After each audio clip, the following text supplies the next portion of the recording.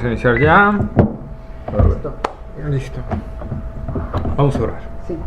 Bendito Dios y Padre nuestro, Señor, gracias te damos, amado Padre, por estos momentos que nos permites estar reunidos, Señor, para venir a estudiar tu palabra, Señor, tu santa palabra. Permite que esto que vamos a tratar el día de hoy, Señor, sea de bendición para nuestras vidas. Abre nuestro corazón, abre nuestra mente, Señor. Permite que esta palabra, Señor, lleve fruto para la gloria de Jesucristo y que todo te alabe y te exalte y te glorifique. Padre, en tus manos nos entregamos en este día y te damos toda la gloria a ti. Apresura los pasos de los hermanos que aún faltan por venir y los que no van a venir, pues tú sabes todo, Señor. Te damos a ti toda la gloria en el nombre de Jesús, tu Hijo amado. Amén. Bueno, Apocalipsis capítulo 3, 19, 20, 21. 3, 19, 20 y 21. 20 y 21. ¿Ya están? Apocalipsis 3, 19. ¿Ya? Bueno, dice: Yo reprendo y castigo a todos los que amo. Sé pues celoso y arrepiéntete. He aquí, yo estoy a la puerta y llamo. Si alguno oye mi voz y abre la puerta, entraré a él y cenaré con él y él conmigo. Al que venciere, le daré que se siente conmigo en mi trono, así como yo he vencido y me he sentado con mi Padre en su trono. Amén, ¿verdad? Amén. Entonces nosotros podemos ver ahí las palabras del Señor, ¿verdad? Ya vimos, ¿verdad?, que el Señor le dice: yo te aconsejo que de mí compres oro refinado en fuego, y todo lo que pasó y todo lo que le pide, ¿verdad? Y luego de decirle estas cosas le dice: yo reprendo y castigo a todos los que amo. Sé pues celoso y arrepiéntete. Y aquí el Señor está hablando de disciplina, ¿verdad? Está hablando precisamente de disciplina. Si la iglesia de la Odisea no se convertía, o sea, no se arrepentía de su estado, el Señor iba a meter una reprensión. Y vamos a ver a qué se refiere ese castigo. Pero toda disciplina no es mala. Las disciplinas son buenas si se llevan con el fin, ¿verdad? Si la disciplina se lleva con el fin de llegar a un objetivo que va a ser para el bien de las personas, la disciplina es buena. Si se lleva una disciplina nada más por llevar una disciplina, pues no tiene sentido. Aquí la disciplina del Señor es precisamente para sacar a esta iglesia de esta situación en la que estaba metida, en una situación de frialdad, de autosuficiencia, de conformismo, ¿verdad?, de creerse que estaban bien. Entonces, pero el Señor le dice: yo reprendo y castigo a todos los que amo. Por lo tanto, arrepiéntete de tu estado, sal de ese estado en el que estás, ¿verdad? Las disciplinas son muy buenas. Podemos ver, por ejemplo, las disciplinas a las que se someten los jugadores de los Juegos Olímpicos, ¿verdad? Cuando yo vi un documental acerca de la disciplina a la que se metían, dije: wow, o sea, son disciplinas muy fuertes en cuanto a comida, en cuanto a hora de dormirse, hora de levantarse, ¿verdad? Los boxeadores también, unos meses antes de boxear, tienen que levantarse 5 o 4 de la mañana para salir a correr. Luego de ahí cierta alimentación, no pueden comer lo que se les pegue su gana, ¿verdad? Sino tienen que llevar un régimen bien, ciertos ejercicios, todo, para poder lograr el objetivo que quieren, ¿sí? Y mucho de su éxito depende de su instructor, qué tan estricto sea para llevar esa disciplina hacia sus pupilos, ¿verdad? Qué tan fuerte sea en ese sentido, ¿sí? Y por lo mismo, nosotros cuando nos tocan esos tipos de instructores o de maestros, ¿verdad?, que son muy difíciles, pero que van con el objetivo de llevarte hacia algo, siempre son las personas que recordamos más. En la facultad o en el bachillerato, a los que más recordamos son los que más nos hicieron sufrir, pero que tú más adelante vistes que todo lo que te hizo sufrir te ayudó para bien. Lo mismo es el Señor aquí, ¿verdad? Siempre que una disciplina pone, un padre, un maestro, un instructor pone una disciplina, es para nuestro bien y para nuestro bienestar. Cuanto más el Padre de las luces, ¿verdad? El Señor de gloria que pone unas disciplinas.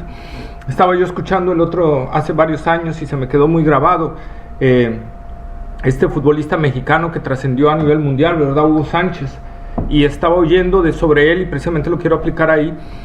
Él dicen que con Pumas él se quedaba entrenando hasta 2 o 3 horas más después de que sus compañeros se iban. O sea, ya acabó el entrenamiento, nos vamos, ¿no? Y él todavía se quedaba 2 o 3 horas practicando los tiros libres y practicando los remates y practicando, ¿verdad? Las chilenitas y todo. Él se quedaba ahí. Mucha gente decía, ¿para qué te quedas? Yo me quedo, yo quiero perfeccionar mi técnica. Bueno, años cuando lo llaman, ¿verdad?, a jugar en España, él siguió con lo mismo, practicando y soportando muchas cosas, soportando una cultura diferente, soportando que lo rebajaran, porque las crónicas dicen que le gritaban indio, la gente con menosprecio, el mismo público le gritaba indio, menospreciando al mexicano, ¿verdad? Pero ¿qué pasó? Que al cabo de un año de estar ahí Hugo Sánchez, al rato ya no le gritaban indio, al rato lo ovacionaban, ¿verdad? Y lo querían y ya no querían que se fuera de donde estaba, ¿sí? ¿Por qué? Bueno, su disciplina lo llevó a todo eso. Pero como él dice, antes hubo que pagar un precio. Nadia Comaneci, que hasta la fecha la recordamos como de las mejores gimnastas que ha habido, también cuando ves a la disciplina que ella se sometió, a las horas de trabajo que tenía que hacer, el comer, todo lo que tenía que hacer, practicar y todo, nosotros podemos ver por qué ella llegó a hacer lo que llegó a hacer. Y el Señor es lo que está hablando aquí precisamente. La disciplina del Señor no solo va enfocada, cuando vemos disciplina creemos que es látigo y castigo, no, es que nos va a meter a un régimen para poder que nosotros lleguemos al objetivo que Él quiere que lleguemos, ¿verdad? Y entonces aquí le está diciendo a la iglesia de la Odisea, yo te reprendo. ¿Por qué? Porque quiere nuestro bien, quiere nuestro bienestar. Cuando el Señor nos habla sobre algo es que quiere algo de nosotros, ¿sí? Quiere un bien para nosotros. El Señor no nos disciplina nada más porque quiere, lo voy a disciplinar, ¿verdad? El Señor quiere eso, quiere llevarnos a la eternidad y quiere que gocemos de la eternidad con Él, ¿verdad? Por eso nos mete a disciplina. Dice la palabra de Dios en Proverbios 13:24. Proverbios es mío, ¿verdad? No, es Sol. Sol.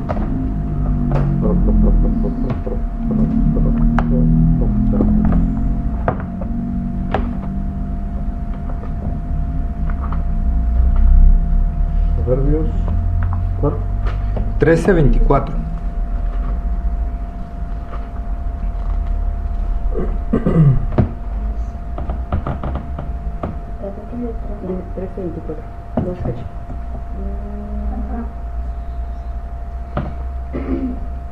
El que detiene el castigo a su hijo aborrece, mas el que lo ama desde temprano lo corrige. ¿Verdad? Ahí está la enseñanza, la sabiduría de Proverbios, ¿verdad? La sabiduría. El Proverbios es el libro de la sabiduría práctica que Dios nos ha dejado y nos dice a nosotros como padres, el que detiene el castigo a su hijo aborrece. A veces como hijos, pongámonos desde el otro lado, como hijos, a veces cuando nuestros padres nos castigan, ay, qué feo mi padre, qué malo es mi padre, debiera de ser como el padre de fulanito, que lo deja hacer todo, que lo deja hacer esto. Pero cuando vemos al pasar del tiempo, ves al otro cómo se desvió, cómo su vida se destruyó, cómo todo, y ves tu vida ahora cómo fue diferente y cambió, tú dices gracias.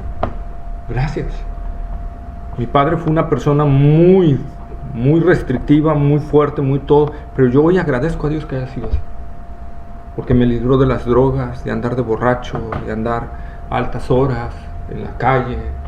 Entonces hoy puedo decir gracias, papá, pero en un principio no, y es lo que dice aquí la palabra del Señor, el que detiene el castigo a su hijo aborrece, porque si no castigamos a nuestros hijos, no les estamos enseñando la disciplina. Hasta los instructores meten disciplina a los que están ejercitando. ¿No viniste tal día a ejercitarte? No, pues ahora vas a hacer esto y esto, ¿verdad? O no juegas, ¿no? Así de sencillo, o no entras al torneo, hasta el otro. Entonces los meten a disciplina, les meten un castigo y una corrección, ¿verdad? Proverbios 23, 13 y 14.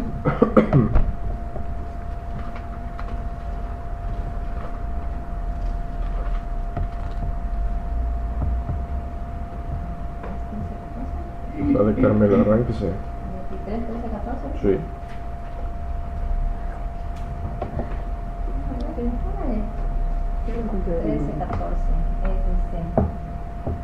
No rehuses corregir al muchacho, porque si lo castigas con vara, no morirá. Lo castigarás con vara y librarás su alma del Seol. El Seol, ¿verdad? De la muerte. La muerte. Entonces, ahí estamos viendo, ¿verdad? Proverbios 27, 5 y 6. 27, 5 y 6.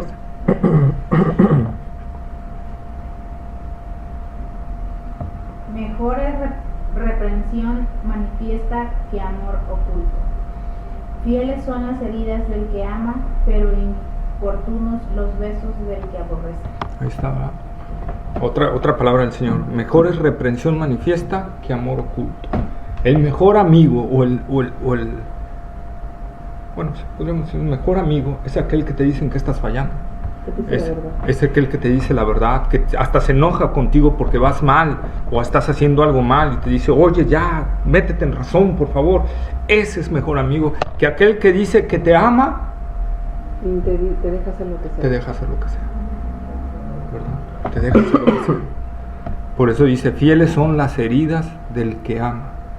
A veces por amor tenemos que herir a cierta persona, pero esa herida es para su bien. A veces, ¿verdad? Pero inoportuno los besos del que aborrece, ¿verdad? Del que, ay, cómo te quiero, amigo, ay, y por acá atrás te están tras, ¿verdad? Metiendo 4 o 5 puñaladas, o dejándote correr con tu vida con tal, ay, que haga lo que quiera, a mí no me importa. Eso es lo que nos está hablando el libro de Proverbios. Así es Dios con nosotros. Dios prefiere reprendernos, prefiere herirnos a tiempo y corregirnos.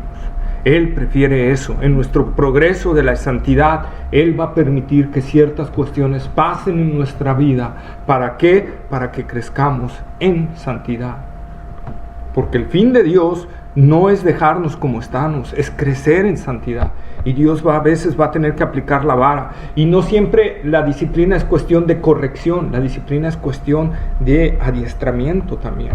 El Señor nos mete en la carrera rumbo a la eternidad y por lo tanto nos tiene que disciplinar en todo, en nuestra forma de pensar, de actuar, de ver, de correr, ¿verdad? El Señor va a ir haciendo todo esto. Proverbios capítulo 3, versículo 11-12. Proverbios 3. 11 y 12. Proverbios 3, 11 y 12.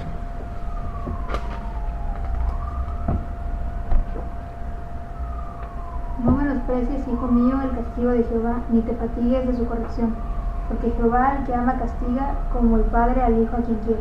Ahí está, ¿verdad? Entonces Dios de repente nos puede meter disciplinas, ¿verdad? Para crecer en santidad, crecer en integridad. Nosotros si nos quedamos y leemos el libro de Job y no finalizamos el libro de Job, vamos a decir, qué bárbaro Dios, ¿por qué permitió Dios que Satanás tocara a Job? ¿Verdad? Porque si nosotros leemos el inicio, vamos a ver a Dios diciéndole a Satanás, tentando, pues podemos decir así, ¿ya viste a mi siervo Job que no hay otro como él?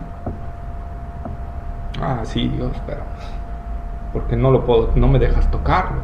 Déjame que lo toque y vas a ver cómo blasfema contra ti. Ándale, tócalo. Destrúyele sus bienes. ¡Pum! Vuelve a venir Satanás ante Dios y Dios le dice, ¿ya viste que no hay otro como mi siervo Job? Ah, sí, Señor, pero ¿por qué no me permites tocar su familia y todo? Bueno, tócalas.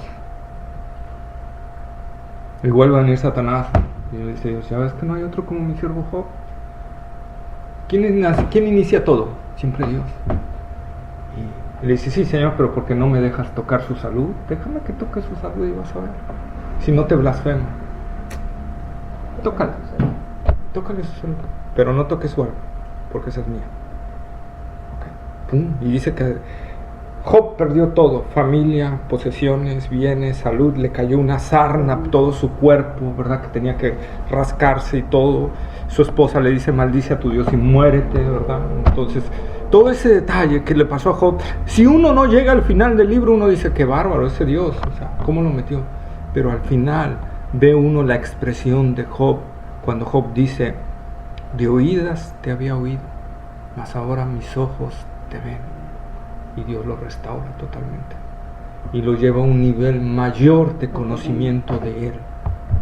La finalidad de todo Dios es que lo conozcamos más, es que lo vivamos más, Y si Dios nos tiene que meter en horno de aflicción, lo va a hacer para nuestro bien, como lo hizo con Job.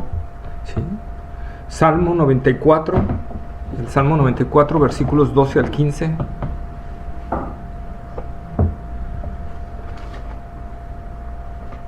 Salmo 94. ¿De cuál? 94 del 12 al 15. El 12 al 15. ¿Ya están? Salmos, Salmos 94, 12, 15 dice: Bienaventurado el hombre a quien tú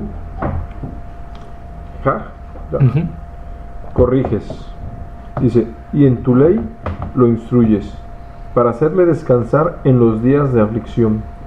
En tanto que para el impío se cava el hoyo, porque no abandonará Jehová a su pueblo, ni desamparará su heredad, sino que el juicio será vuelto a la justicia, y en pos de ella irán todos los rectos de corazón. Está más claro ni el agua para chocolate, ¿no? Bienaventurado el hombre a quien tú o sea, Jehová es abreviado, donde tú corriges, para hacerle descansar en los días de aflicción, en tanto que para el impío se cava el hoyo, ¿verdad? Primera de Corintios 11:32. Primera de Corintios 11:32.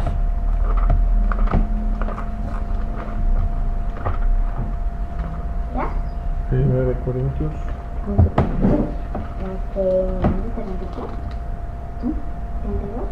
32. Mas siendo juzgados, somos castigados por el Señor, para que no seamos condenados con el mundo. Ahí está, ¿verdad? Siendo juzgados somos castigados por el Señor, para que no seamos condenados con el mundo. ¿Sí? Hebreos capítulo 12, versículos 5 al 14. Hebreos capítulo 12, versículos 5 al 14. 5 al 14. 5 al 14. ¿Pero cuál es? 12, Hebreos 12. 12. 5 al 14. Y habéis ya olvidado la exhortación que como a hijos se os dirige, diciendo: hijo mío, no menosprecies la disciplina del Señor, ni desmayes cuando eres reprendido por él, porque el Señor al que ama disciplina y azota a todo el que recibe por hijo. Y si portáis la disciplina, Dios os trata como a hijos, porque ¿qué hijo es aquel a quien el Padre no disciplina? Pero si se os deja sin disciplina, de la cual todos han sido participantes, entonces sois bastardos y no hijos. Por otra parte, tuvimos a nuestros padres terrenales que nos disciplinaban y los venerábamos. ¿Por qué no obedeceremos mucho mejor al Padre de los Espíritus y viviremos? Y aquellos ciertamente por pocos días nos disciplinaban como a ellos les parecía, pero para lo que nos es provechoso, para que participemos de su santidad. Es verdad que ninguna disciplina al presente parece ser causa de gozo, sino de tristeza, pero después da fruto apacible de justicia a los que en ella han sido ejercitados. Por lo cual levantad las manos caídas y las rodillas paralizadas, y haced sendas derechas para vuestros pies, para que lo cojo no se salga del camino, sino que sea sanado. Seguid la paz con todos y la santidad, sin la cual nadie verá al Señor. Fíjense, ¿verdad? Las palabras del escritor de Hebreos. Soporta la disciplina del Señor, porque si no eres disciplinado por el Señor, hay un gran problema. He oído expresiones, ¿verdad?, en cristianos que dicen: ay, a mí Dios me ama tanto que no me castiga, que no me disciplina, me quiere mucho.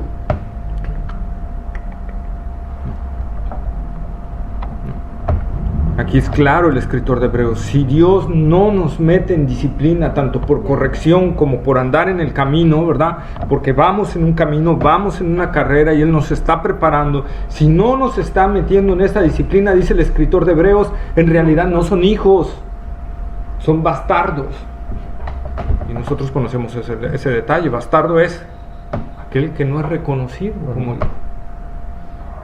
Entonces, aquí lo que le dice el escritor es aguas, si no estás en la disciplina en la cual todos los hijos de Dios han sido participantes de esa disciplina, entonces no sois hijos, sois bastardos. Habla fuerte el escritor de Hebreos, pero es una verdad.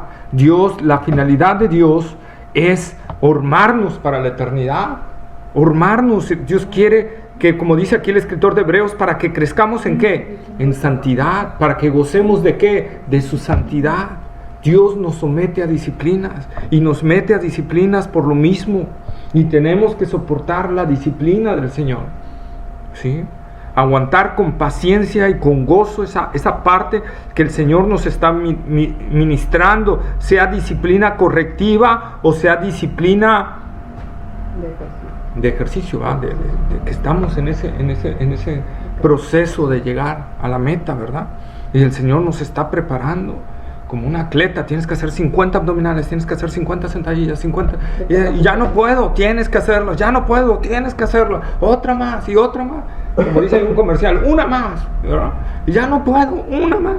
Entonces así sucede con el Señor, porque nos quiere preparar perfectamente para la eternidad.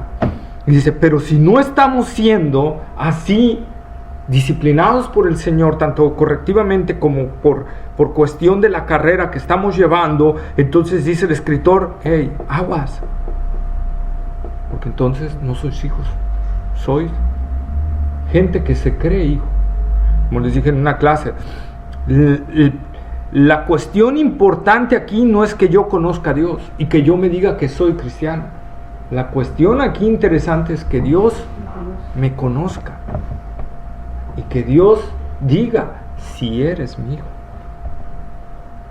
Pero si Dios, por más que tú te digas que eres hijo de Dios, no, de Dios no. Por eso vimos aparte, ¿verdad? Cuando ellos dicen, Señor, Señor, no los conozco, no sé quiénes son, pero Señor, acuérdate, nosotros predicamos tu palabra, hicimos esto, hicimos aquello. Nunca los conocí, apártense de mí, hacedores de maldad. Imagínense lo terrible. Esa gente iba convencida que en realidad estaban conociendo al Señor. El Señor dice, yo no los conozco, no sé quiénes son. Por eso la palabra del Señor dice aquí en Hebreos, ¿verdad? Parte de entender de que somos conocidos de Dios, varias de las cosas es la disciplina del Señor. Por eso el Señor le dice a la iglesia de la Laodicea, yo reprendo y castigo a todos los que amo. Una muestra de mi amor por ellos es que los meto en disciplina y no los dejo andar como ellos quieren andar, ¿verdad? Y como les he dicho, el Señor Jesucristo no nos pide nada que Él no haya puesto el ejemplo. El Señor Jesucristo no nos pide nada. Él dio ese mismo ejemplo de disciplina, ¿verdad? Y sometimiento al Señor en todas las cosas. Cuando Él se encarnó, Él se sometió a su Padre en todas las cosas.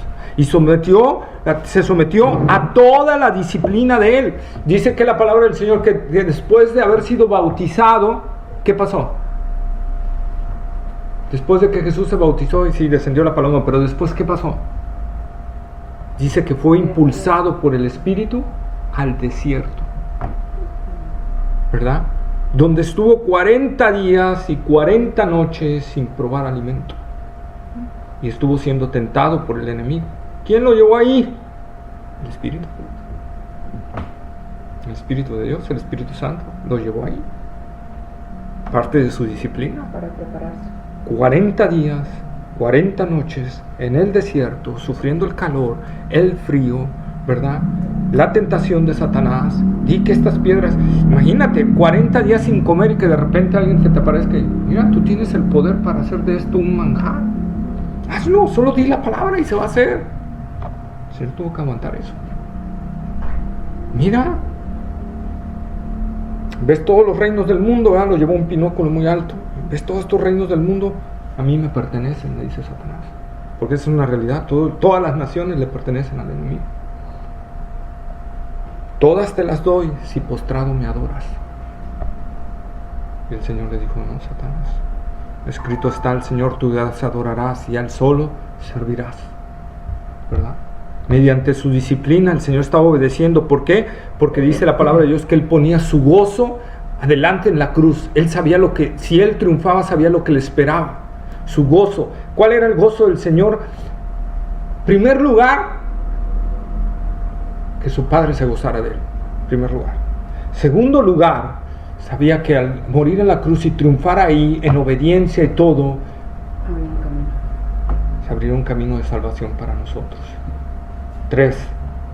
Lo que le estaba ofreciendo Satanás, Él lo obtendría en la cruz del Calvario. Así de sencillo. Pero Jesús se sometió a esa disciplina. Se sometió a esa disciplina. Se sometió a la disciplina, ¿verdad? De dejarse al final maltratar, humillar. ¿Cuántos no hemos visto La Pasión de Cristo, verdad? Y nos hace estremecer. Y créanme que esa película se quedó corta a razón de lo que le hicieron a Jesús. Porque Isaías, claramente profetizando acerca de Él, dice, lo desfiguraron de tal manera que su parecer no era el de un humano. Así le hicieron a nuestro Señor, y Él se sometió, porque Él bien pudo haber dicho, como le dijo a Pilato, ¿tú no crees que en este momento yo le pediría a mi Padre y me mandaría una legión de ángeles? Él lo pudo haber hecho en cualquier instante. Cuando lo tentaban abajo, a ver, tú que decías que Dios y que no, a ver, pídele, ¿verdad? Pero Él soportó esa disciplina dura, fuerte, por amor y obediencia, ¿verdad? Filipenses capítulo 2, versículos 5 al 11.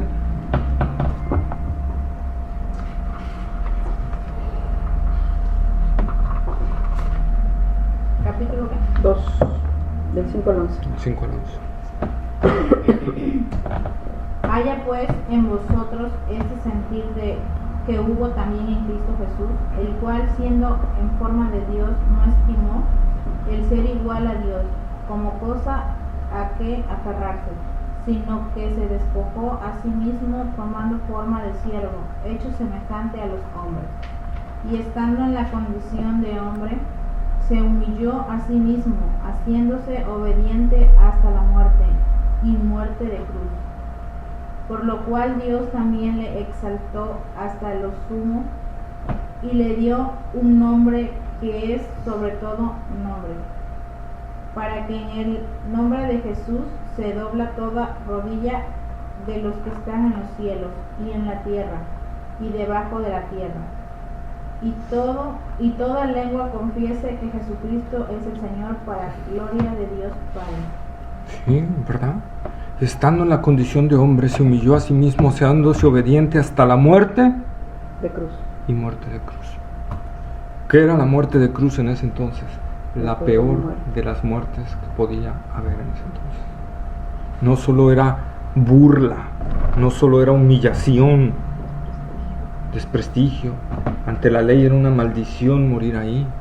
Y además era la peor tortura para muerte que podía haber. La muerte de cruz, ¿verdad? Y Él lo soportó por amor a nosotros. Y entonces dice la palabra del Señor, versículo 9, por lo cual Dios lo exaltó hasta lo sumo y le dio un nombre que es sobre todo nombre. Pero por lo cual ¿qué? Por su obediencia,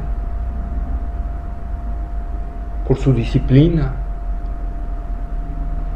por seguir lo que el Señor le dijo, lo que el Padre le dijo. El Padre lo exaltó hasta lo sumo y le dio ese nombre que es sobre todo nombre, para que en el nombre de Cristo Jesús se doble toda rodilla de los que están en los cielos, en la tierra y debajo de la tierra, y toda lengua confiese que Jesucristo es el Señor, para gloria de Dios Padre. Aún los que van a ir al infierno, al lago de fuego y azufre, en el juicio final, reconocerán que Él es el Señor y se humillarán ante Él. Hebreos capítulo 5, versículos 7 al 10.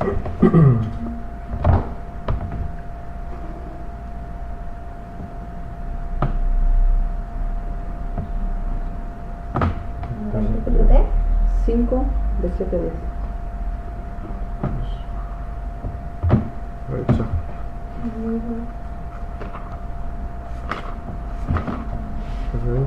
Hebreos 5, 7 a 10.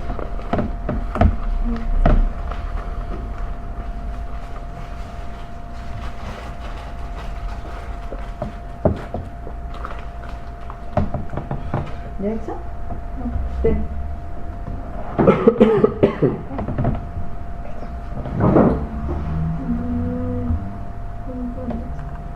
Y Cristo en los días de su carne, ofreciendo ruegos y súplicas con gran clamor y lágrimas al que le podía librar de la muerte, fue oído a causa de su temor reverente.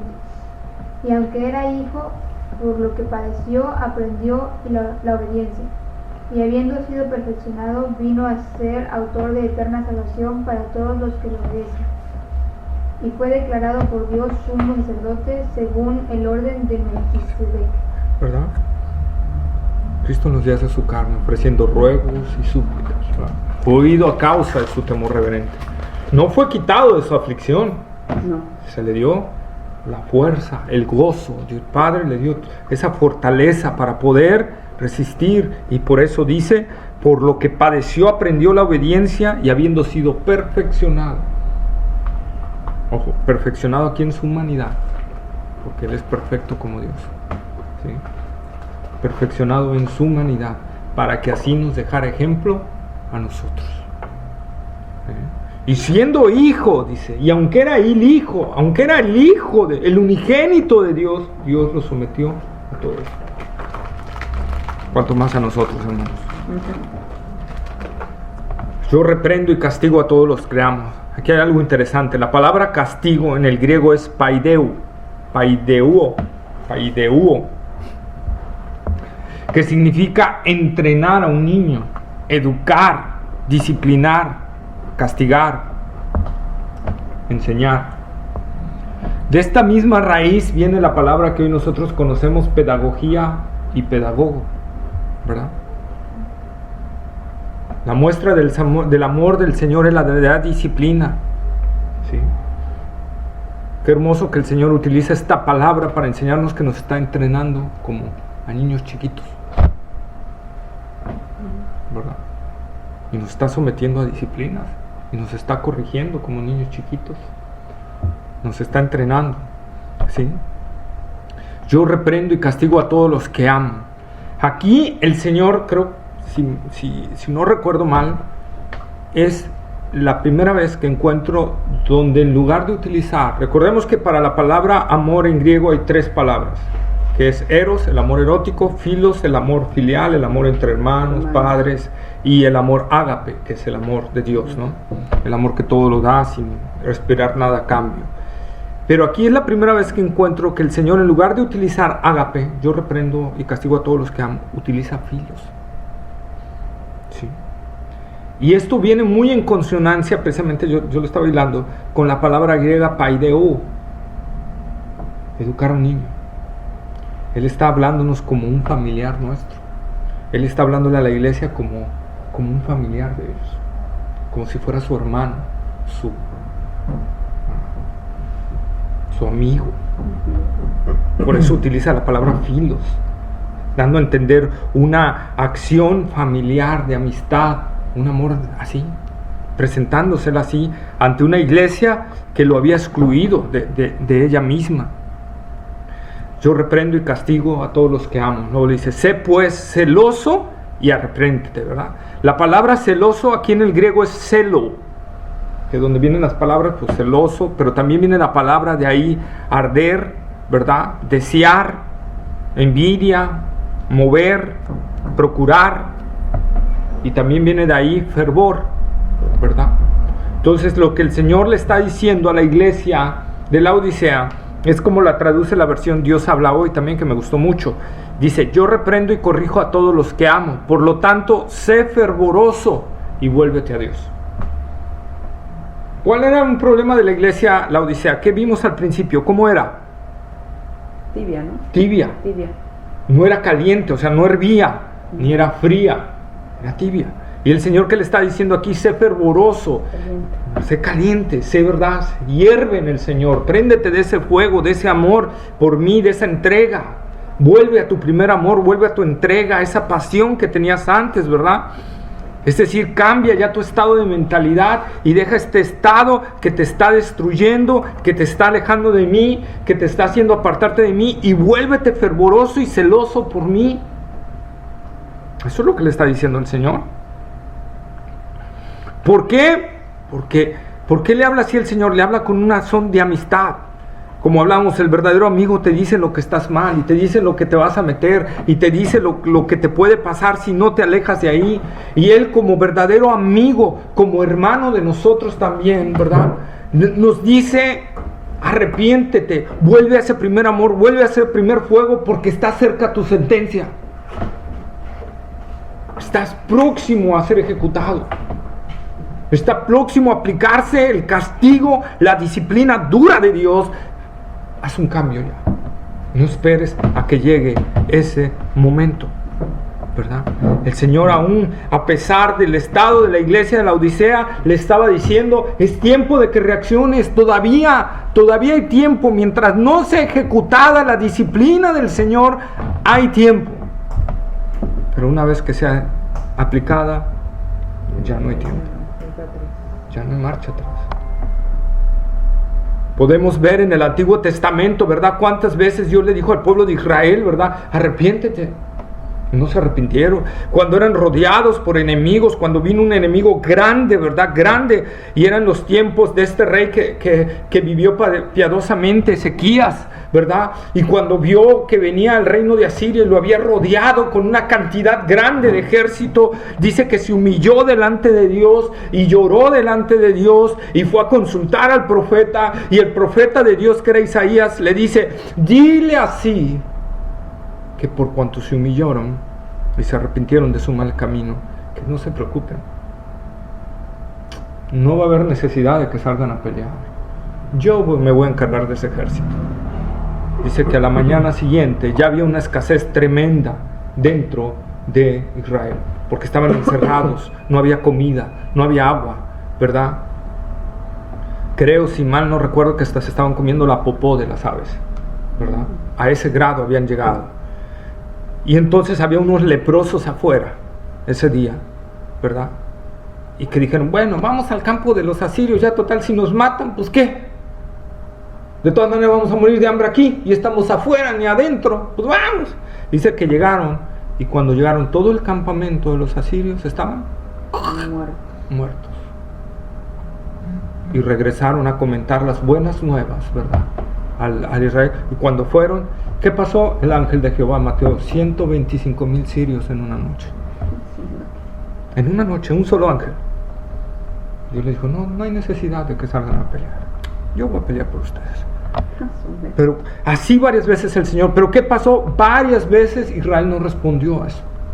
Y fue destruido por los enemigos. Y fue hecho prisionero, y fue hecho esclavo de los enemigos, y fue tributario de los enemigos, ¿verdad?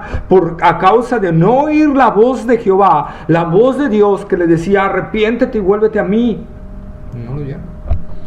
En la iglesia pasa precisamente lo mismo. ¿Cuántas veces Dios nos advierte y no nos estamos dando cuenta que el enemigo nos está apresando, y no queremos volvernos al Señor de todo corazón, hasta que ya es tarde?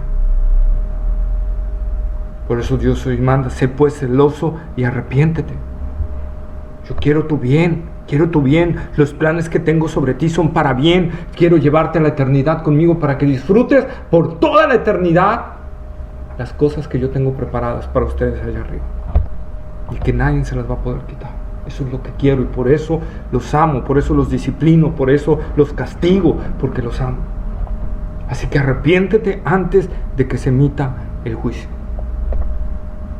¿verdad? Que no nos pase como el rey de Babilonia, ¿verdad? Cuando vio la inscripción: Mene, Mene, Tekel Uparsin, pesado has sido en balanza y fuiste hallado falto, por lo tanto tu reino es quitado y dado a otro. Y esa misma noche cayó, esa misma noche murió, y esa misma noche el reino de Babilonia fue destruido, y los persas pasaron a ser la potencia de ese momento, ¿verdad? Una vez aplicado el decreto de Dios, ya no hay marcha atrás, ¿verdad? Apocalipsis 3:20, que es nuestro siguiente versículo, ya terminamos el 19, gracias a Dios. Versículo 20: he aquí yo estoy a la puerta y llamo. Si alguno oye mi voz y abre la puerta, entraré a él y cenaré con él y él conmigo. Sí, 3:20 fue un... Aquí yo estoy a la puerta. He aquí yo estoy a la puerta y llamo. Si alguno oye mi voz y abre la puerta, entraré a él y cenaré con él y él conmigo. Este es uno de los versículos más mal empleados que hay a veces. Lo toman para fines evangelísticos, de que Dios está hablando, tocando a la puerta del corazón del que no es de Cristo. No, eso no. Él está tocando aquí a la puerta de una iglesia, no del mundo. Está tocando a la puerta de una iglesia, la iglesia de la Odisea. ¿Sí? No está tocando la puerta del impío. Está tocando la puerta de una iglesia de Él, que se ha entibiado y que por su autosuficiencia ha dejado a Cristo afuera. Cristo no está dentro, está fuera de la iglesia. Y está tocando el corazón. ¿Sí? Mateo 18:20. Mateo capítulo 18, versículo 20. Mateo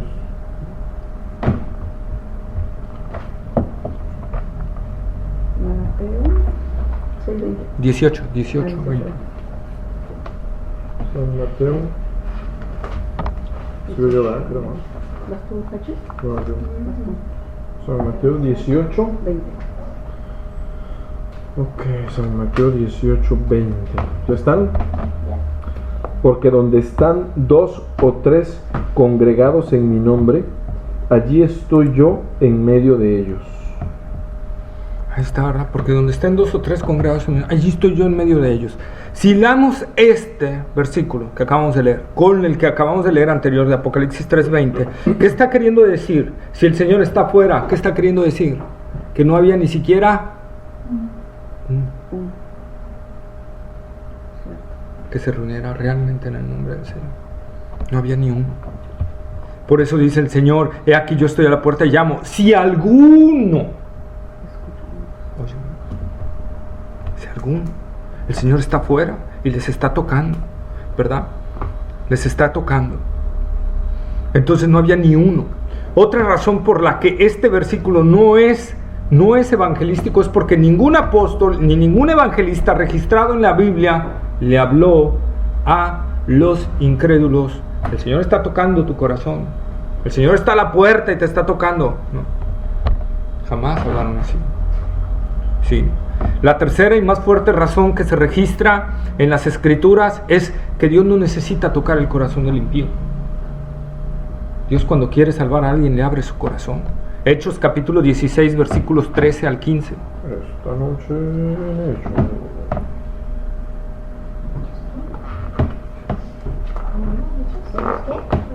Hechos 16, capítulo 16, versículos 13 al 15.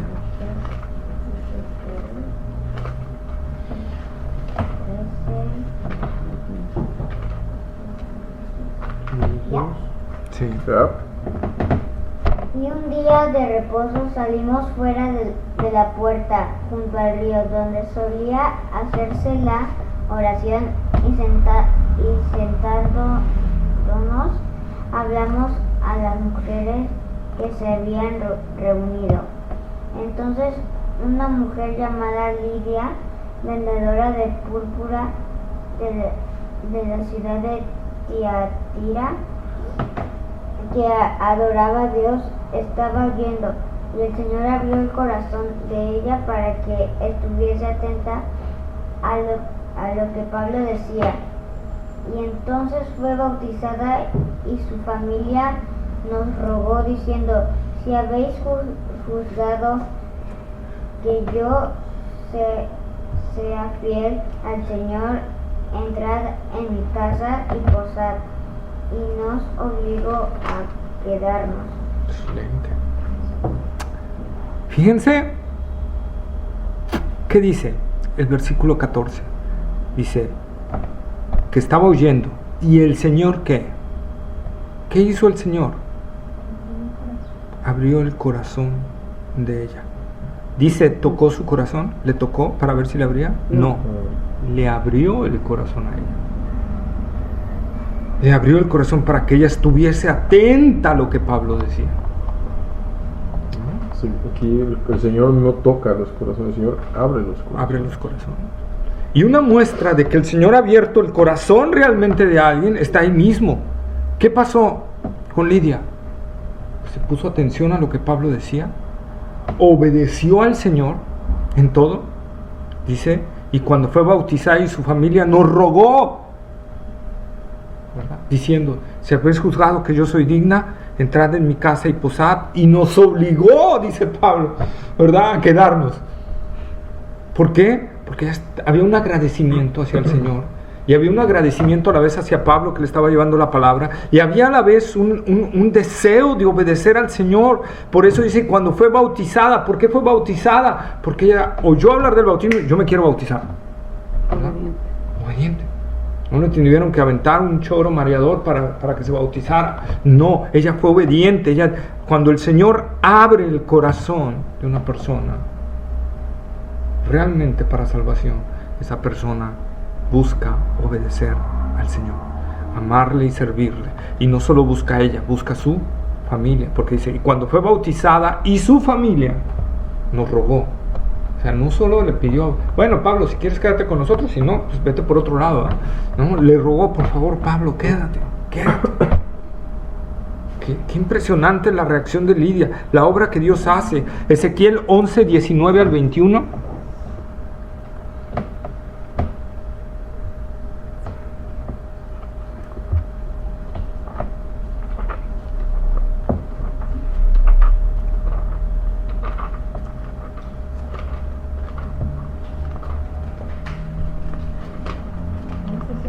Once 21.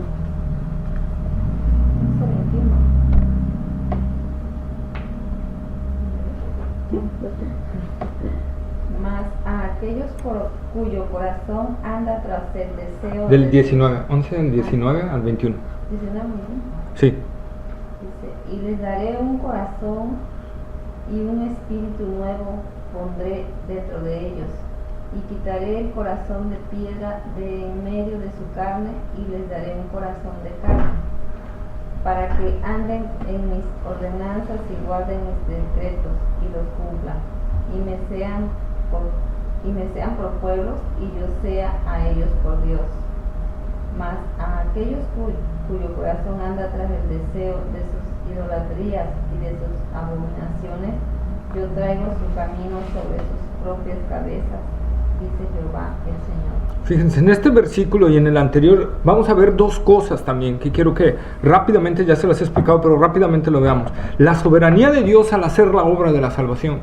O sea, Él no toca el corazón, Él lo abre. Aquí en Ezequiel dice, y les daré un corazón y un espíritu nuevo pondré dentro de ellos. Y quitaré el corazón de piedra y les daré un corazón de carne. ¿Para qué? La acción inmediata, ¿para qué? Para que obedezcan. Hemos sido salvados para obediencia. No hemos sido salvados para hacer nuestra regalada gana. Hemos sido salvados para obedecer. ¿Sí? Y yo sea a ellos por Dios. Fíjense, la soberanía de Dios ahí, obrando en el corazón para que le obedezcamos, obrando nosotros en ellos.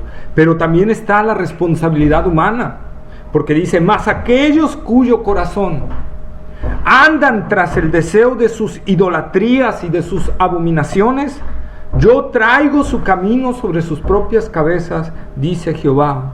¿Qué? El Señor. La responsabilidad humana. Idolatría, recordemos que no solo es adorar un ídolo. Idolatría es poner algo arriba o igual a Dios, ¿verdad? Tan solo si yo pongo algo igual a Dios, eso para mí es un ídolo. Dios no acepta nada que sea igual a Él. Por eso dijo, no te harás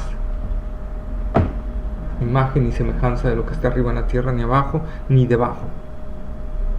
Y por eso el resumen de la ley es: amarás al Señor tu Dios con todo tu corazón, con toda tu alma, con todas tus fuerzas y con toda tu mente, a tal grado que, si nosotros amamos a Dios así, a tal grado que no va a haber nada que amemos más que a Él. Por eso es lo que exige Dios. Me quieres amar, me tienes que amar así. Entonces aquí podemos ver esa parte donde el Señor obra en nosotros, pero también nuestra responsabilidad. Vamos a Hechos cuando vimos lo de Lidia. ¿Dónde estaba Lidia cuando Pablo empezó a predicar? ¿Dónde estaba? ¿Estaba vendiendo? ¿No?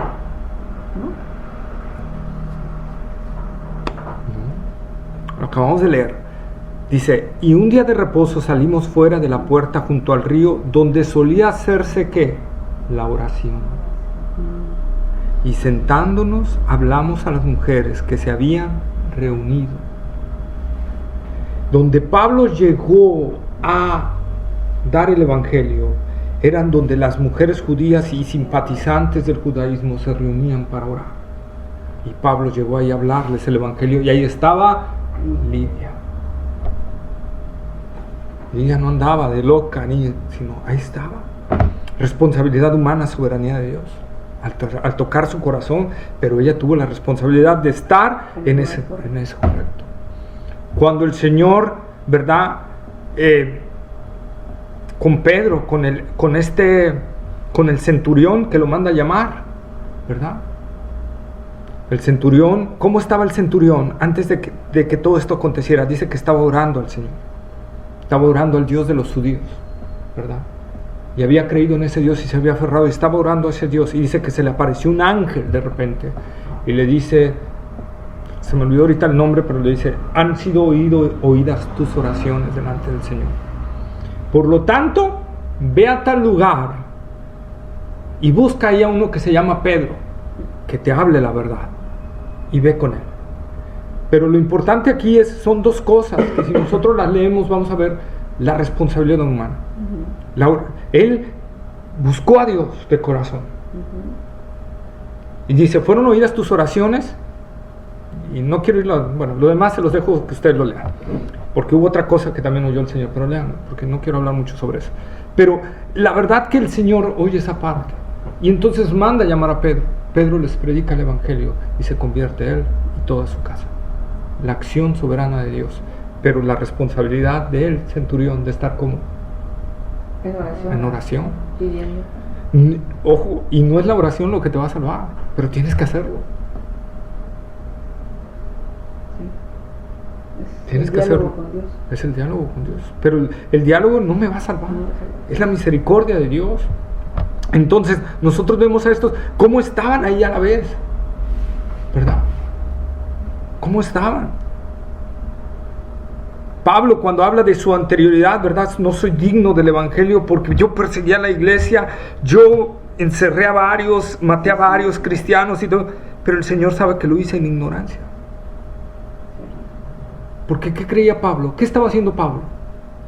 Él estaba creyendo que servía a Dios. Que servía a Dios. Estaba con un corazón entregado a Dios y creyendo que erradicando ese camino él estaba sirviendo a su Dios así, al Dios de los judíos, y por eso se metió tan de lleno. Y yo podría decir, no sé, a lo mejor digo una herejía, pero permítanme decirla, el Señor vio eso en su corazón, ese deseo, esa pasión de servirlo, ¿verdad? Mal, y él agarró y dijo: te la voy a encaminar, es por acá, Pablo, y para poder encaminarte tengo que obrar dentro de ti. Y obró él, y luego cegó. Entonces Dios obra así. Hay responsabilidad de nosotros. Por eso el Señor le dice, no le dice a la iglesia de la Odisea: yo te voy a hacer que te arrepientas, y te voy a hacer que te pongas fervoroso, y te voy a hacer que... No, dice: sé tú fervoroso, sé tú el que te arrepientas. Nos está llamando una acción. Nuestra responsabilidad es hacer eso, es buscar al Señor de corazón, es amarle, es buscarle, es adorarle, es estar con Él, es clamar como clamó David en un momento que dijo: Señor, pon en mí un corazón nuevo. y espíritu recto dentro de mí. Y David todavía no entendía nada del nuevo nacimiento y lo estaba plasmando en el Salmo, ¿verdad? ¿Por qué? Porque sin un cambio dentro de nosotros, sin un cambio sustancial, de fervor, de amor, de pasión, no hay nada. ¿Verdad? Qué hermoso, el otro día platicaba con mi prometida, le decía, qué hermoso que el Señor pudo llamarle, que el Señor nos pueda llamar igual que Abraham, que el Señor pueda decir, eres mi amigo. Abraham fue el único hombre que Dios le dijo, mi amigo. ¿Verdad? ¿Y qué hizo Abraham? Primero la fe, indudablemente, pero después que la obediencia.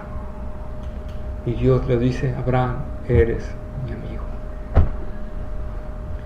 ¿Haré yo algo sin revelárselo a mi amigo? Imagínense, Dios soberano, Dios dueño de todo el universo, de todo, nosotras viles criaturas, y diciéndole a una vil criatura, Amén. Eres mi amigo. Es como si yo agarrara ahorita una cucaracha y le dijera, eres mi amiga. Guácala, ya hasta me dio asco solo decirlo.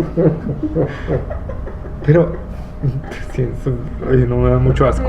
Pero bueno, entonces es como si Dios hiciera eso.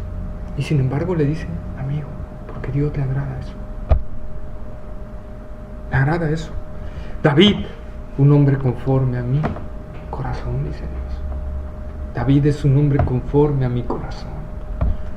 Y puedo así seguir citándoles varios. Y Dios les dio títulos especiales a cada uno. Pero ¿qué era? Fe y obediencia. Fe y obediencia. ¿Verdad?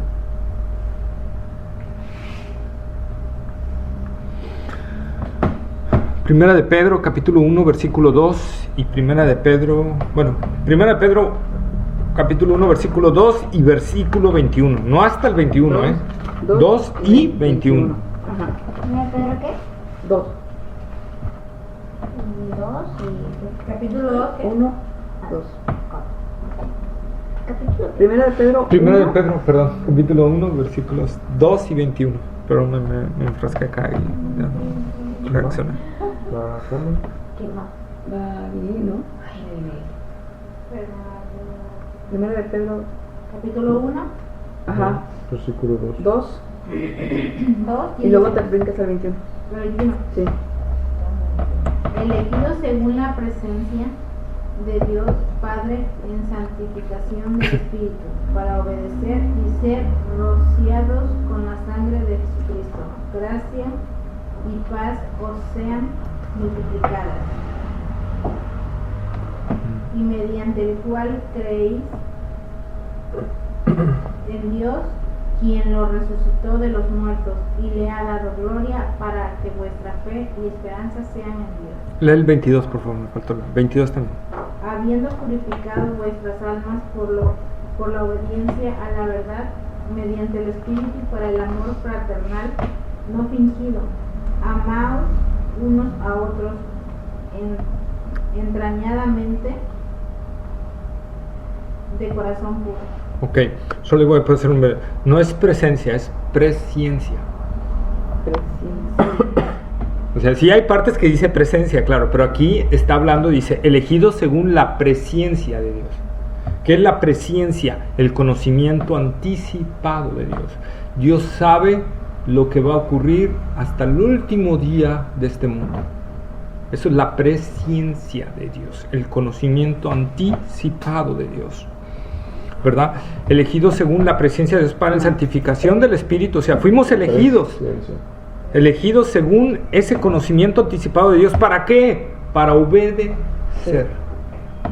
Para obedecer. Y luego dice, habiendo purificado vuestras almas por la obediencia a la verdad.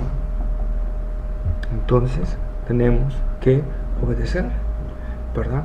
Y regresando a nuestro tema, ¿verdad? De la iglesia de la Odisea. Entonces el Señor está tocando a una iglesia, ¿verdad? No una iglesia que no era iglesia, era una iglesia que realmente era una iglesia, que realmente era iglesia de Cristo, que realmente era una iglesia cristiana, ¿verdad? Pero que por su tibieza espiritual habían sacado al Señor de ahí. Y ese es el llamado del Señor, ¿verdad? Que a causa de su autosuficiencia y de no buscar al Señor en una oración, en humillación, ¿verdad? Delante de Él, en ese espíritu de necesidad y de fervor delante de Él, se habían hecho tardos para oír. Hebreos capítulo 5, versículo 11.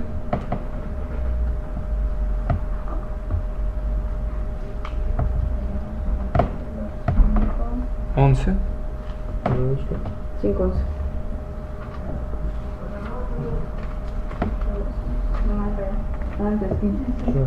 Buenas noches. Hebreos 5:11 dijiste, ¿verdad? 5:11, sí. ¿Quién sigue? Acerca de esto tenemos mucho que decir y difícil de explicar por cuanto os habéis hecho tardos para oír. Fíjense, ¿verdad? También los de Hebreos, a los que están dirigida la carta o el libro, pero más bien es una carta a los hebreos, ¿verdad? Dice, tengo muchas cosas que decirles, dice el escritor, y difícil de explicar por cuanto os habéis hecho tardos para oír. A causa de nuestra desobediencia, a causa de podemos hacernos tardos para oír.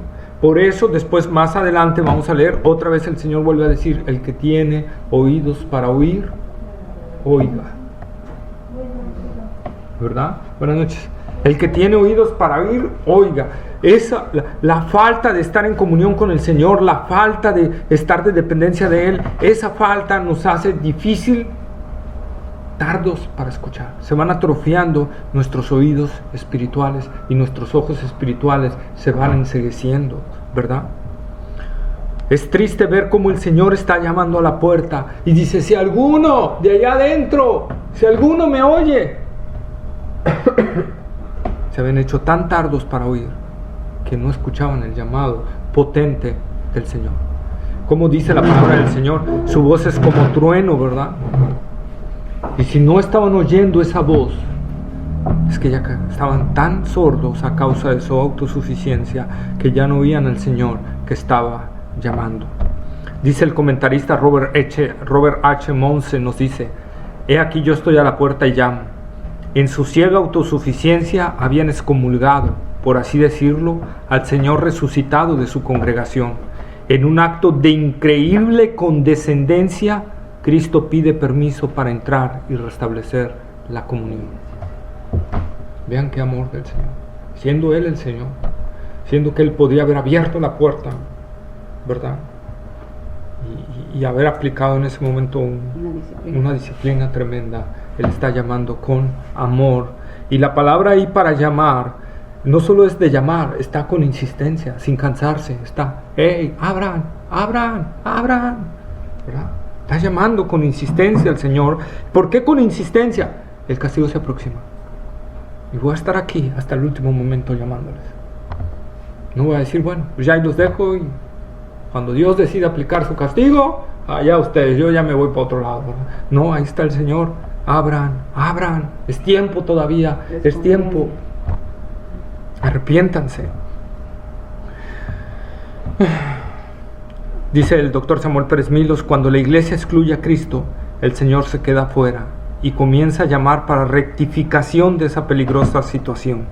El que es Señor está a la puerta como huésped que pretende entrar. ¿Verdad? Qué hermoso el Señor. Qué parte tan maravillosa, ¿verdad? El Señor llamando, ¿verdad? Llamando a una iglesia al arrepentimiento. Llamando a una iglesia a que venga a Él. Y creo que la parte es el Señor nos está llamando a cada uno de nosotros a ese compromiso real con Él, a esa entrega real, a ese primer amor, a ese fervor, a ese espíritu fervoroso, amoroso, celoso del Señor, que comparta a los demás las buenas nuevas, que hable de la gracia de Jesucristo a los demás, ¿verdad? Que vean al Señor en Él, mostrándose. Si alguno oye mi voz y abre la puerta, entraré a Él y cenaré con Él. Qué tardos. No había ni siquiera uno que escuchara la voz del Señor.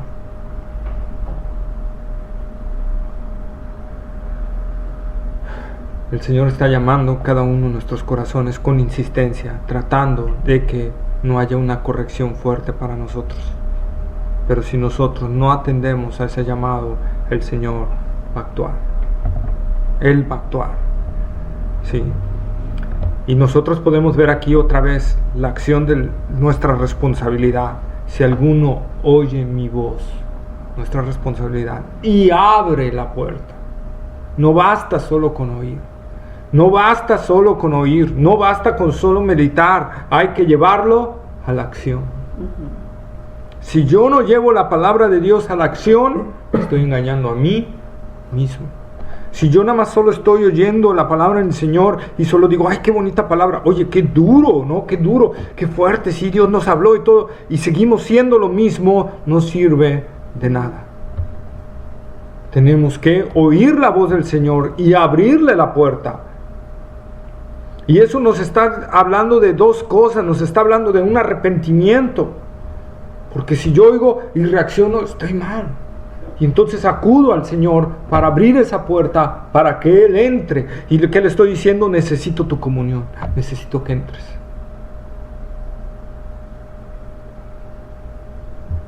Él está esperando que nosotros abramos la puerta, como sus hijos. Porque nosotros sí, a diferencia de los del mundo, nosotros sí hemos sido capacitados para obedecer. Por eso a nosotros sí nos pide que abramos la puerta. Porque nosotros sí hemos sido capacitados. Hebreos capítulo 3, versículos 7 al 11, por favor. Hebreos 3. 3. Del 7 al 11. Okay.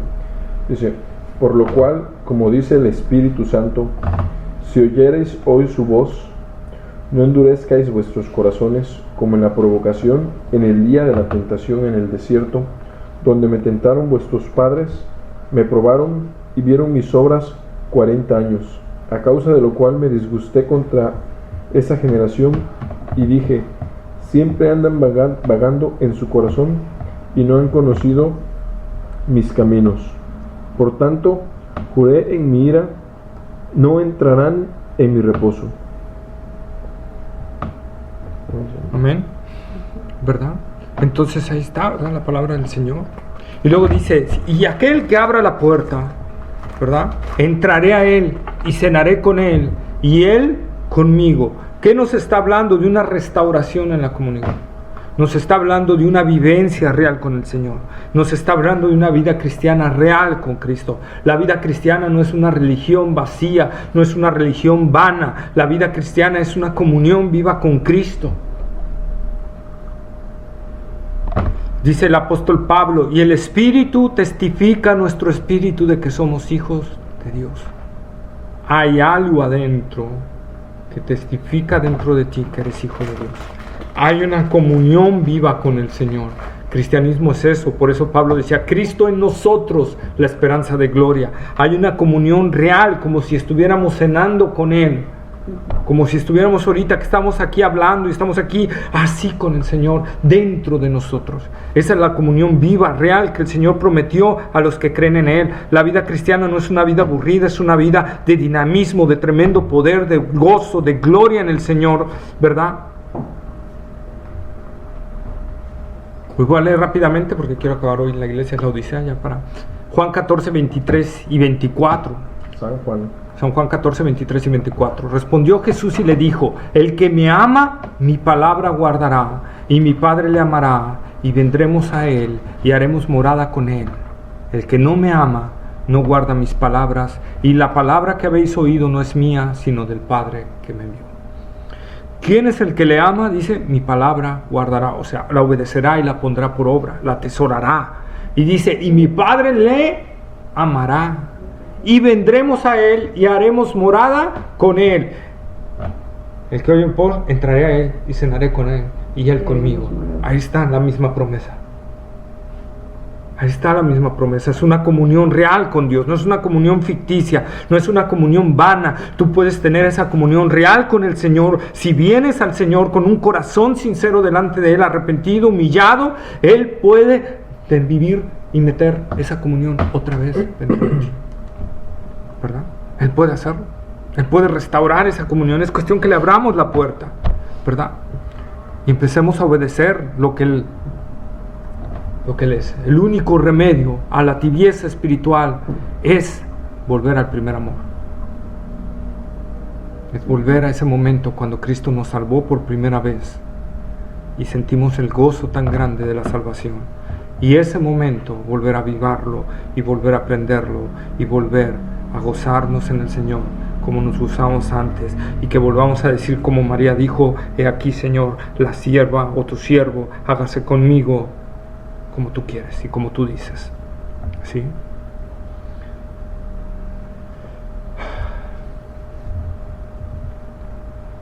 Son las 10:05 y todavía me falta el versículo 21. Adelante. Al que venciere, le daré que se siente conmigo en mi trono, así como yo he vencido y me he centrado con mi Padre en su trono. Para entender un poquito más, debemos de entender que los tronos en ese entonces no eran como nosotros los tenemos a veces en las películas, ¿no? Que es una silla donde se sienta el rey, un sillón. No, era como un sofá, donde el rey podía recostarse y cruzar de piernas, y todavía quedaba para que alguien más se sentara al lado. Era el sofá. No sé si se acuerdan de la película precisamente de Jesucristo, ¿verdad? La Pasión de Cristo. Como en una de esas estaba el rey Herodes, Sí. así comiendo uvas y así. Esos eran los tronos. Entonces, cuando el Señor dice: al que venciere le daré que se siente conmigo en mi trono, o sea, el Señor sentado y nosotros al lado de Él. Así como yo he vencido y me he centrado con mi Padre en su trono, ¿verdad? Esa es una promesa del Señor, de que vamos a estar, si vencemos, si en realidad salimos de nuestra monotonía espiritual, de nuestra estática espiritual, de nuestra tibieza espiritual, Él nos promete ponernos en un lugar de honor. Imagínense a una iglesia tibia que había sacado al Señor afuera a causa de su tibieza, de su arrogancia, de su altivez. El Señor le promete que si se arrepiente, la va a sentar con Él junto a su trono, con Él en el trono, en su trono, ¿verdad? El trono de Jesucristo, ¿verdad? Dice: como yo me he sentado en el trono de mi Padre. ¿Cuál es el trono de su Padre? El trono de la deidad, el trono que habla Isaías 6, 1 al 3. Lo voy a leer para más. En el año que murió el rey Usías, vi yo al Señor sentado sobre un trono alto y sublime, y sus faldas llenaban el templo. Por encima de él había serafines, cada uno tenía 6 alas, con 2 cubrían sus rostros, con 2 cubrían sus pies, y con 2 volaban, y el uno al otro daban voces diciendo: Santo, Santo, Jehová de los ejércitos, toda la tierra está llena de su gloria.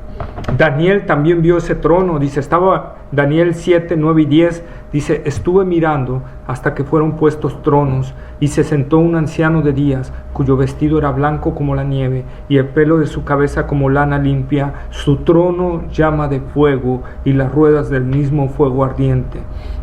Un río de fuego procedía y salía de delante de él. Millares de millares le servían, y millones de millones asistían delante de él. El juez se sentó y los libros fueron abiertos. El Salmo 11:4 nos dice: Jehová está en su santo templo. Jehová tiene en el cielo su trono. Sus ojos ven, sus párpados examinan a los hijos de los hombres. Este es el trono en donde Cristo, a causa de su victoria en la cruz del Calvario, Él se le dio el honor de sentarse junto a Él. Ojo, ese trono era suyo por ser parte de la Trinidad, pero Él lo ganó también a base de ¿qué? Obediencia. De obediencia y victoria, ¿verdad? Esa parte, ¿verdad? Lo pueden ver, anótenlo en Efesios 1, 20 al 22, lo leeremos, se los dejo de tarea, ahí donde habla sobre todo eso. Pero nosotros podemos ver, ¿verdad?, cómo el Señor lo exaltó hasta lo sumo, a causa de su obediencia, ¿verdad? Así, Dios le prometió sentarse en su trono, ¿verdad? Pero ¿cuál es el trono que Jesús nos promete? Aquí algunos tienen un debate y todo. Yo creo que este trono que el Señor está prometiéndonos a nosotros no es el trono de la deidad. Es el trono de cuando Jesucristo venga a reinar sobre esta tierra 1000 años. Porque Él se sentará sobre el trono de David, su padre en la carne. Él viene de la descendencia de David y por lo tanto es heredero al trono de David. Es la profecía que Dios le dio a David a través del profeta Natán en 2 de Samuel 7, 16 y 17. 2 de Samuel 7, 16 y 17 dice: y será afirmada tu casa y tu reino para siempre delante de tu rostro, y tu trono será estable eternamente. Conforme a todas estas palabras y conforme a toda esta visión, así habló Natán a David. Está la promesa de que su trono sería para siempre, ¿sí? Apocalipsis capítulo 12, 5, que habla de esta parte, dice, hablando de Israel: y ella dio a luz un hijo varón, que regirá con vara de hierro a todas las naciones, y su hijo fue arrebatado para Dios y para su trono. Él regirá con vara de hierro, o sea, estará rigiendo sobre un trono, el trono de David su padre, ¿verdad? El trono que Dios le había prometido, Señor, ¿verdad? Isaías, otra vez Isaías capítulo 9, versículos 6 y 7, dice: porque un niño nos es nacido, hijo nos es dado, y el principado sobre su hombro, y se llamará su nombre Admirable, Consejero, Dios fuerte, Padre eterno, Príncipe de paz. Lo dilatado de su imperio y la paz no tendrá límite sobre el trono de David y sobre su reino, disponiéndolo y confirmándolo en juicio y en justicia desde ahora y para siempre. El celo de Jehová de los ejércitos hará esto.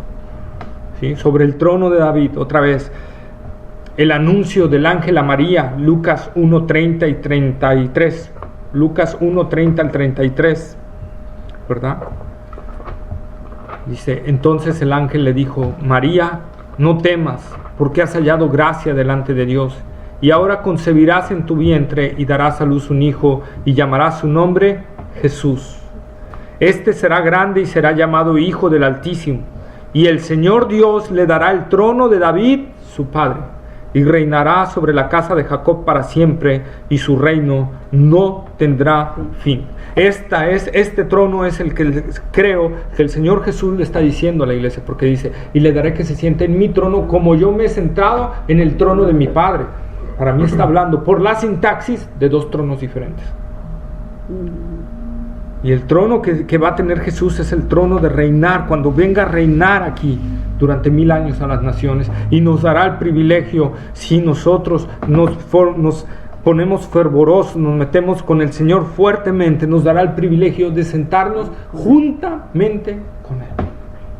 Aquello que pidió Juan y Jacobo: Señor, permítenos que en tu reino nos sentemos el uno a tu derecha y el otro a tu izquierda, nos puede ser concedido a cualquiera de nosotros si buscamos al Señor de todo corazón. Me pregunto, y me ponía aquí, si esta invitación no lo hiciera Jesús, no lo hubiera hecho Bill Gates o Carlos Slim, diciéndote: te invito a ser director general de mi consorcio juntamente conmigo, ¿qué me produciría más gozo? ¿Que me invite un prominente a ocupar su trono, o que Cristo me esté invitando a ocupar con Él el trono? Meditemos en eso y meditemos en nuestro corazón. Realmente, ¿qué me produciría más gozo? Realmente, porque podemos decir: no, Cristo, ¿verdad? Pero realmente, ¿qué me produciría más gozo? Que me llamara un prominente empresario a decirme: ven, dirige juntamente conmigo la empresa. O que Cristo me esté diciendo: ven, reina juntamente conmigo. ¿A qué le daría más valor? Si Carlos Slim me dijera: ven, pero renuncia a todo y vente conmigo a dirigir la empresa, te voy a hacer director juntamente conmigo. O al Señor Jesús, que nos está diciendo: ven, piérdele el amor a todo y ámame a mí más que todo, y te voy a dejar que reines juntamente conmigo. ¿Reaccionaríamos igual? El que tiene oídos para oír, oiga lo que el Espíritu dice a las iglesias. A una iglesia que se había hecho tardo para oír, el Señor le vuelve a decir eso, lo mismo que a todas las iglesias, y lo mismo es que el Señor nos habla hoy.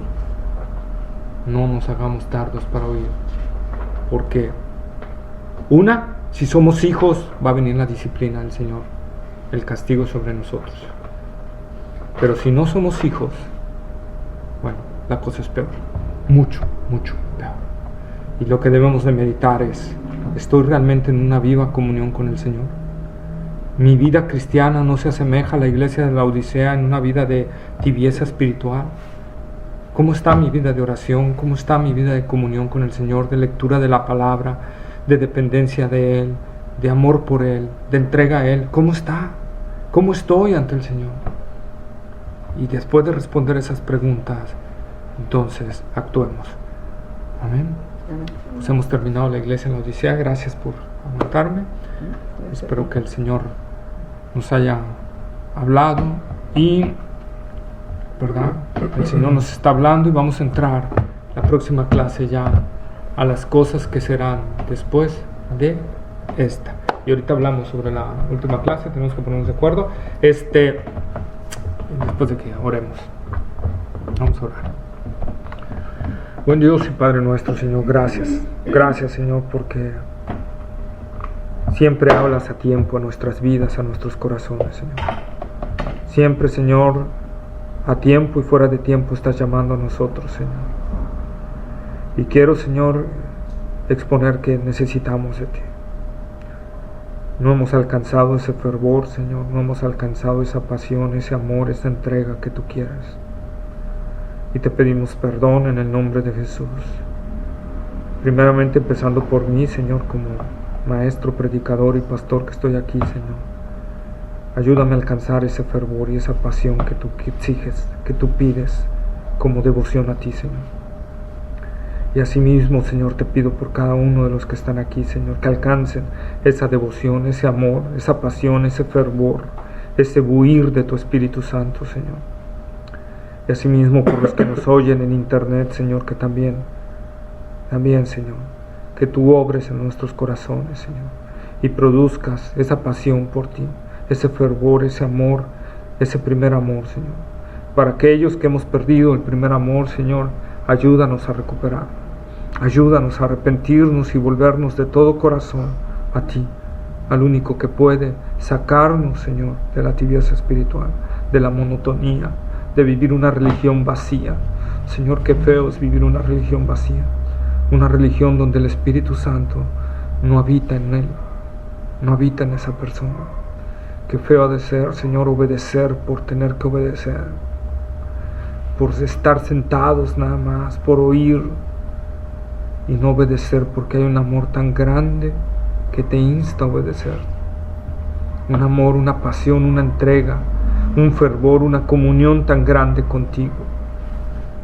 Jesús, tú prometiste ríos de agua viva, que los que crean en ti serán como ríos de agua viva en su interior, Señor. Obra en nosotros, Señor. Nos falta mucho, mucho, Señor. Te necesitamos y te pedimos perdón en el nombre de Jesús. Y queremos cambiar y ser diferentes antes de que venga una disciplina fuerte a nosotros, Señor. Ayúdanos en el nombre de Jesús. Guía nuestras vidas. Y, Señor, en tus manos entregamos todo esto en el nombre de Cristo Jesús, tu Hijo amado. Amén, Señor. Amén.